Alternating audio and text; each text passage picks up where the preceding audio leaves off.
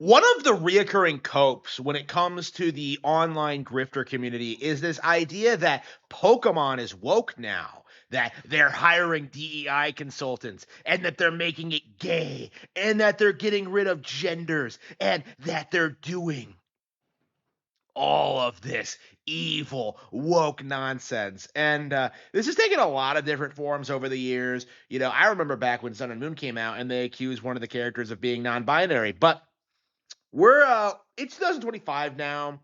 Hasn't happened yet. Never, and at this point, considering how unpopular this shit is, probably never will. But like the thing that we're seeing with Pokemon right now, and I think was kind of a problem with Scarlet and Violet, was in the early days of release, people accused Nintendo of censoring female designs. I keep seeing this narrative come up, this idea that Nintendo hates sexy women in games and that they censor them and replace them with fat black women. It is like, it's so laughably stupid and off base. Like, the way these guys make it sound as if Pokemon is like some kind of Gooner franchise or something. Like, oh, it's always had sexy characters.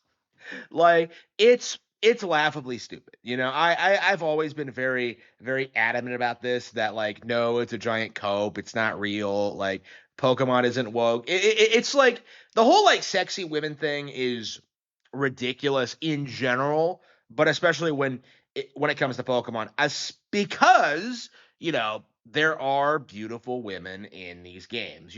Like, you can't gaslight people into thinking Nintendo is censoring female designs and then have like Emma's ass plastered all over Twitter. Like, that's the reality of this situation.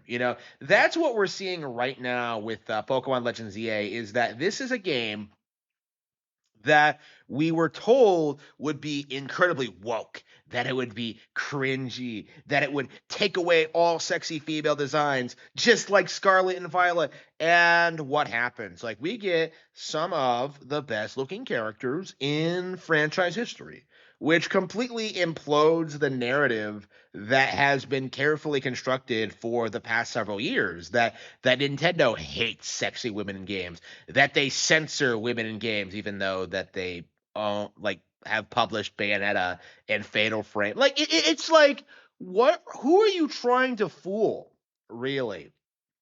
Like, that's my mindset. Like, looking at this, looking at Nintendo and like looking at this like backlash, like, where exactly did this narrative come from?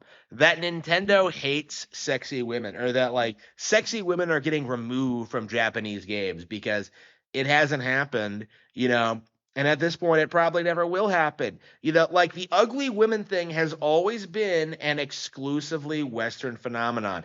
And it's because so many people in the sphere outside of the developers like encouraged and enabled it.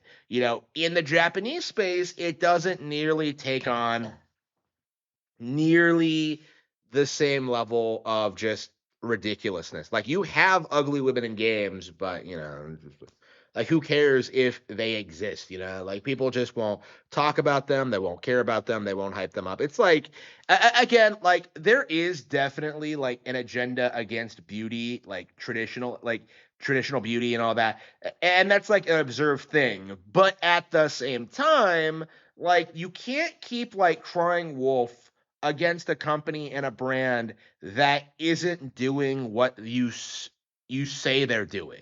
I have a way bigger problem with like what Street Fighter 5 is doing with like, its ugly as sin character models, and like the homoerotic nature of some. Like, I have a way bigger problem with Capcom than what Nintendo is doing. Like, to me, like, there's nothing wrong with having a wide range of character designs, especially when they're not like completely changing like established characters. Like, they're doing diversity the way you should do diversity, in which it's completely original characters with fun, unique designs that you can either take or leave. Like, that's kind of my mindset on this at this stage.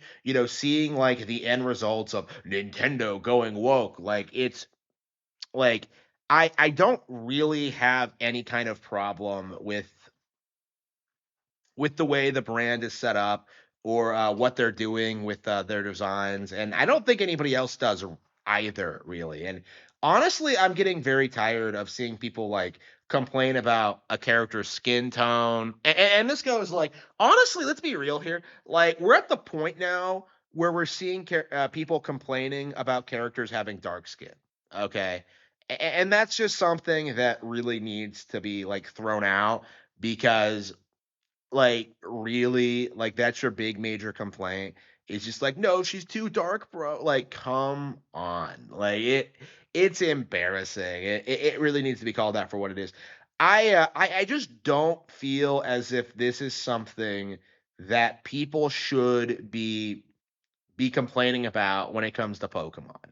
Like, it really does feel as if, people don't understand that, you know, that this is, a perfectly natural like evolution of the brand, that there's nothing really wrong with it, that it's not going to destroy the brand. Like it's just a giant cope, honestly. Like people really are just looking for things to complain about in this regard. And I've been saying this about Pokemon in particular for a very very long time, but like in this specific instance, like, the entire cope about like women hate sexy women in Pokemon, like it was always just a cope. Like there was never any reason to think that. There was never any reason to believe it was real, right? There was never any reason to like to think that like Nintendo there was some agenda against like not having attractive characters. Like it's like it's just completely and utterly delusional, I feel like. And it does need to be called out for what it is. Like, it's just concern trolling from the grifter right, and I do think that their energy would be better suited to complaining about games like, Ghost of Your Toy or Street Fighter 6 or, any of the other like genuinely woke and like trying to push narratives onto people products, like there are just endless examples of that in other brands. So like if you're hyperfixating on Pokemon for just having characters with dark skin, like you are just barking up the wrong tree and not complaining about what you should be complaining about. And as a result of that, I cannot possibly take anything you have to say seriously. Like you are a complete joke. And it does need to be emphasized more going forward that these kinds of complaints are also thrown at Nintendo by, all sorts of different people. Fatal Frame fans used to complain about this. Fire Emblem fans try and do it. Xenoblade fans try and do it. And it never seems to be true. And it's about time that we start standing up to these people.